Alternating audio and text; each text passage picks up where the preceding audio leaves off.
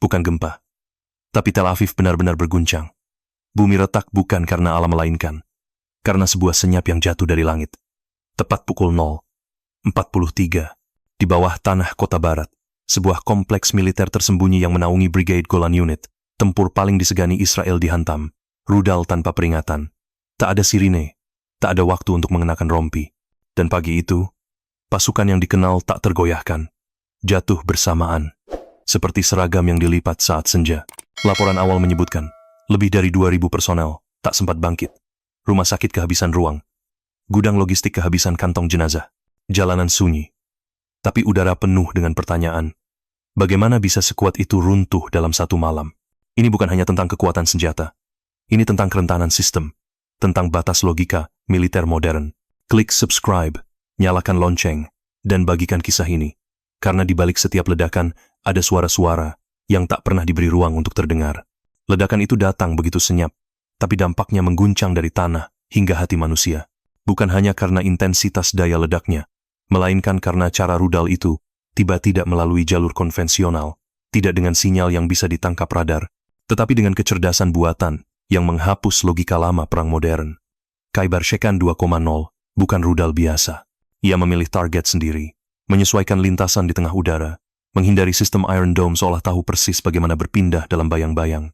Pukul 0:43 waktu Israel, rudal ini menghantam sebuah titik di Negev utara dekat Revivim, tempat yang selama ini diselimuti kerahasiaan tingkat tinggi. Di sana, Brigade Golani tengah melakukan konsolidasi logistik dalam kegelapan malam. Tidak terdengar alarm, tidak ada peringatan. Dalam hitungan detik, kompleks itu menghilang dari peta. Sistem radar sempat merekam gangguan namun ditafsir sebagai kesalahan jaringan.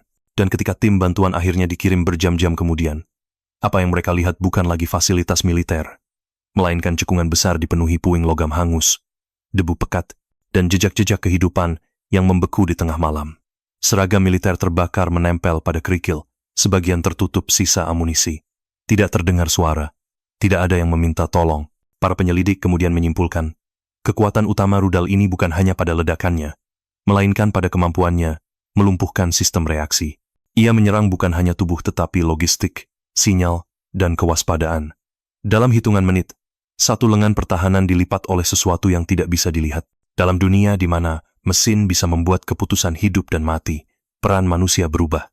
Dan di saat seperti itu, yang tersisa bukan hanya puing tetapi pertanyaan tentang batas kemajuan. Dan apakah kita siap menghadapinya? Saat fajar menyingsing di Negev utara, matahari hanya menemukan keheningan. Bukan karena perang telah usai, melainkan karena satu unit militer elit Brigade Golani telah lenyap. Tidak meninggalkan sinyal, tidak menyisakan posisi bertahan, bahkan tak ada struktur tenda yang utuh. Dalam semalam, simbol ketangguhan militer Israel itu berubah menjadi catatan kaki dalam sejarah militer modern, satu halaman gelap yang kini menjadi diskusi terbuka di seluruh jaringan internasional. Khaibar Shekan 2.0 rudal, generasi baru yang disebut Iran, sebagai hasil rekayasa bertahun-tahun dari peperangan algoritmik, tidak hanya menyerang secara fisik, tetapi menghapus jejak taktis. Dengan kecerdasan buatan yang dikembangkan secara rahasia selama lebih dari 3 tahun, rudal ini mampu menganalisis pergerakan target, memetakan panas tubuh secara real-time, dan mempelajari pola kebiasaan logistik. Ia tidak butuh GPS aktif, karena sistem radar pasif dan algoritma pembelajaran mesin sudah cukup untuk mengenali area yang tersembunyi namun hidup. Brigade Golani, yang dulunya dikenal sebagai tameng darat terdepan dalam konflik kawasan, kini menjadi simbol kerentanan. Dalam beberapa jam setelah ledakan, nama mereka muncul dalam bentuk berbeda, bukan di medan operasi, melainkan dalam bentuk tagar, arsip video lapangan kosong, dan rekaman citra satelit yang memperlihatkan kawah besar dengan bayangan hitam tidak beraturan. Satu unit utuh, hilang tanpa satupun peluru ditembakkan kembali. Israel sebelumnya sempat menyatakan bahwa tidak mungkin ada serangan presisi tanpa kehadiran pasukan darat. Namun rudal Khaibar Shekan 2.0 menjungkir balikan seluruh doktrin tersebut. Ia bertindak seperti dalam game taktis, menghindari titik pantulan, mencari jalur terpendek, dan mengeksekusi tanpa keraguan. Seorang analis menyebutnya sebagai perubahan kodrat konflik dari dominasi manusia ke supremasi perangkat lunak. Kini, publik Israel terpaku pada satu pertanyaan sederhana, namun mengguncang. Bagaimana sebuah unit elit bisa hilang tanpa sinyal bahaya? Dan lebih dalam lagi, bagaimana jika sistem yang kita percaya selama ini radar, perisai udara, pengamanan perimeter, hanya ilusi ketika berhadapan dengan senjata yang memahami cara kita berpikir. Golani tidak hanya kalah dalam pertempuran. Mereka dipadamkan secara sistematis, dalam bentuk yang tidak bisa diprediksi atau dibalas. Dan inilah awal dari pertanyaan yang lebih besar. Apakah kita sedang memasuki era di mana keberanian tidak lagi cukup untuk bertahan hidup? Yang pertama runtuh bukanlah markas, bukan pula kendaraan militer melainkan jaringan komunikasi. Hanya beberapa detik setelah rudal Khaibar Shekan 2.0 menghantam titik koordinat rahasia di utara Negev, pusat komando Brigade Golani tidak lagi memberi sinyal. Tidak ada gelombang radio, tidak ada sinyal GPS, tidak ada tanggapan taktis. Sistem komunikasi digital yang selama ini menjadi tulang punggung operasional mendadak lenyap. Seperti dipadamkan dengan satu sentuhan. Komando Pusat Israel awalnya mengira itu adalah kegagalan sistem sementara. Namun dalam waktu 30 menit, semua koneksi dengan unit Golani sepenuhnya terputus. Saat drone pengintai pertama dikerahkan, layar hanya menampilkan kawah besar berasap, tidak ada tenda, tidak ada kendaraan, tidak ada pasukan. Disinilah kesadaran kolektif mulai tumbuh. Ini bukan sekadar serangan. Ini adalah kehancuran menyeluruh terhadap satu sistem militer utuh. Brigade Golani, yang dikenal sebagai salah satu satuan darat paling tangguh di Timur Tengah, tampaknya tidak pernah memiliki kesempatan untuk membalas. Tidak satupun peluru ditembakkan. Tidak ada perlawanan. Saksi dari unit pendukung yang berada di luar perimeter mengakui, kami hanya mendengar getaran. Lalu semua hilang. Tidak ada suara minta tolong. Tidak ada tembakan. Situasi ini segera menciptakan efek domino dalam tubuh militer Israel. Di pangkalan-pangkalan lain di sekitar Beersheva, Ashkelon, dan Arad, para prajurit mulai bertanya dalam diam. Beberapa unit mengaktifkan protokol pertahanan mandiri, tanpa menunggu perintah. Sejumlah lainnya dilaporkan menolak menjalankan patroli. GPS dalam ponsel pribadi dimatikan. Peralatan komunikasi dibungkam. Ketakutan terbesar kini bukan lagi dari musuh yang terlihat, melainkan dari teknologi yang tidak bisa diprediksi. Seorang perwira yang pernah bertugas di Golani menuturkan dengan suara tertahan, ini bukan perang, ini seperti satu generasi dilenyapkan dalam satu klik. Terencana, presisi, dan tanpa sisa. Kalimat itu viral di media sosial, dikutip oleh banyak pengamat sebagai gambaran paling telanjang dari kekalahan struktural bahwa militer yang selama ini diandalkan sebagai benteng terakhir bisa kehilangan kendali tanpa sempat menyusun strategi. Kementerian Pertahanan Israel belum mengeluarkan pernyataan resmi pada hari pertama. Pihak IDF hanya mengonfirmasi gangguan operasional besar di sektor selatan dan meminta media untuk menahan spekulasi. Namun masyarakat sudah keburu menyaksikan realitas melalui video amatir warga dan laporan drone sipil. Debu di angkasa, ambulans yang tertahan di pos, dan keluarga tentara yang berkerumun di luar gerbang basis militer, mencari informasi yang tidak kunjung datang. Krisis ini lebih dari sekadar kerugian personel. Ini adalah krisis legitimasi. Sebab ketika satu unit elit bisa hilang begitu saja, seluruh kepercayaan terhadap sistem keamanan nasional ikut terguncang. Para analis pertahanan mulai mengangkat kembali pertanyaan-pertanyaan mendasar. Apakah ketergantungan pada teknologi tanpa redundansi membuat sistem menjadi rentan? Apakah jaringan pertahanan Israel telah terbuka sepenuhnya terhadap algoritma musuh? Yang jelas, ketakutan kini telah menyebar. Bukan karena serangan berikutnya pasti datang, melainkan karena tidak ada yang tahu akan datang dari mana, dalam bentuk apa, atau terhadap siapa. Sistem yang selama ini dianggap tak tergoyahkan sedang dipertanyakan dari dalam, bukan oleh musuh, melainkan oleh mereka yang mengenakan seragamnya sendiri. Dan di antara kekosongan informasi, hanya satu hal yang tersisa. Diam. Sebuah diam yang bergema, lebih keras dari ledakan manapun. Diam dari markas yang tidak menjawab, dari unit yang tidak kembali, dan dari negara yang belum menemukan kata-kata. Pukul 9.07 waktu Yerusalem, ruang kabinet Israel berubah menjadi panggung kekacauan yang tidak tersiar ke publik. Pintu tertutup rapat. Kamera media dilarang masuk. Tetapi suara-suara dari dalam bocor keluar melalui celah WhatsApp para staf. Suara keras, argumen tanpa arah, dan saling tuding antar kementerian. Tidak ada strategi terpadu, tidak ada kepemimpinan tegas, hanya tumpukan ego dan kepanikan.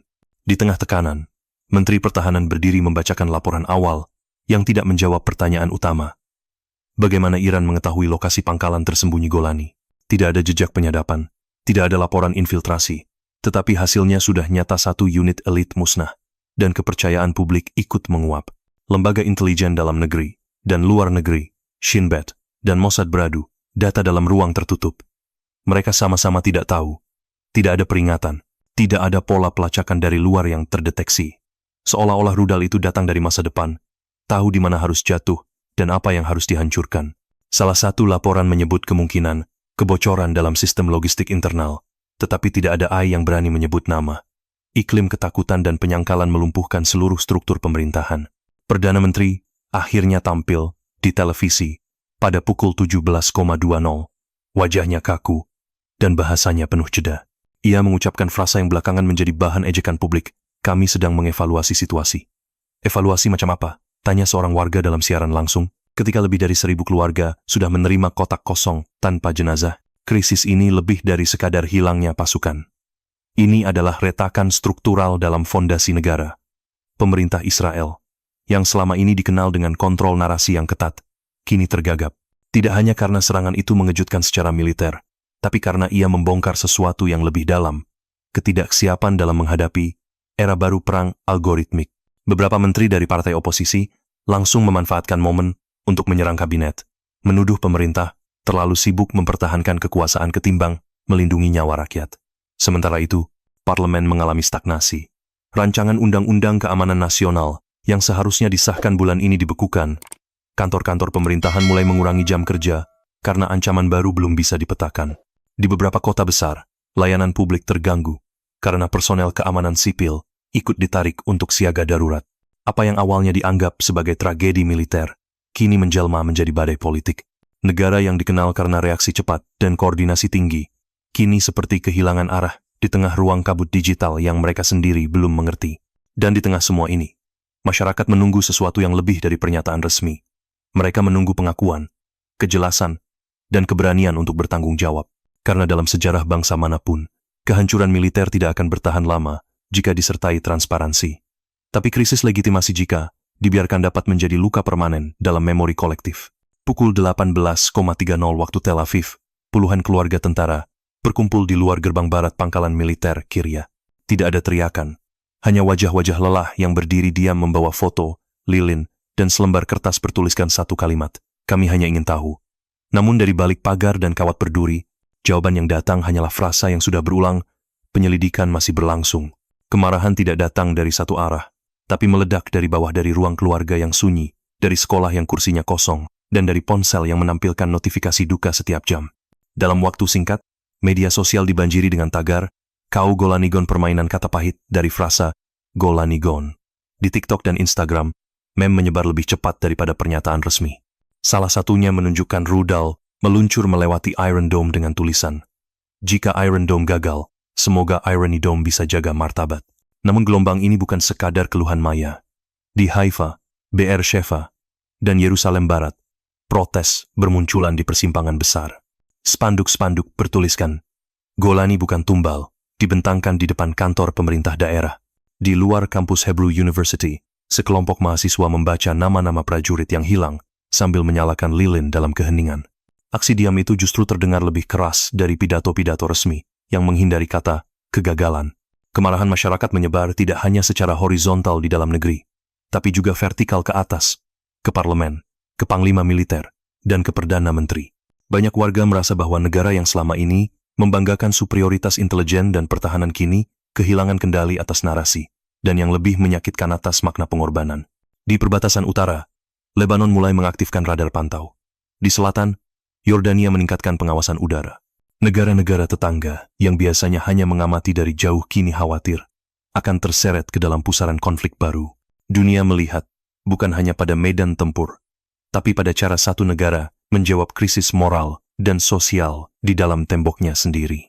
Reaksi ini bukan tentang siapa yang salah atau benar. Ini tentang kebutuhan kolektif untuk mengerti mengapa sekian banyak nyawa bisa hilang tanpa sinyal, tanpa suara, dan tanpa penjelasan. Dalam masyarakat yang dibentuk oleh ingatan dan luka, diam bukan lagi pilihan.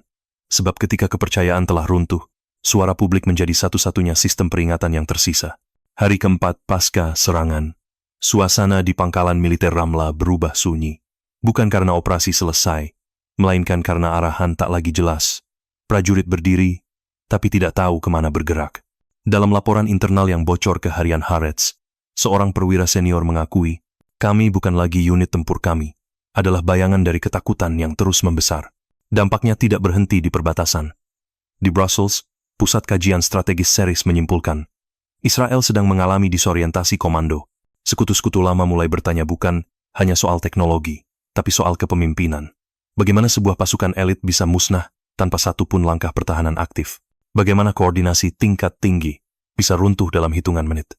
Beberapa negara NATO yang selama ini menjalin hubungan pertahanan intensif dengan Israel, termasuk Yunani dan Chonghua-sek, telah meminta penjelasan tertulis mengenai protokol keamanan bersama. Reputasi Israel sebagai benteng Timur Tengah retak di Chao, bukan karena kelemahan teknis, tapi karena keraguan mendalam terhadap narasi stabilitas yang selama ini dipelihara. Di dalam negeri, kesaksian dari seorang tentara cadangan menyebar luas di jaringan WhatsApp. Ia menulis singkat, "Saya tidak tahu siapa yang menjaga punggung saya. Mungkin hanya Tuhan kalau dia belum pergi." Kalimat itu menjadi simbol kejatuhan moral di antara barisan tentara muda. Bukan kehilangan semangat, tapi kehilangan arah. Militer Israel selama puluhan tahun adalah wajah disiplin dan respons cepat. Kini, wajah itu tampak lelah dipenuhi keraguan, diam, dan gelisah.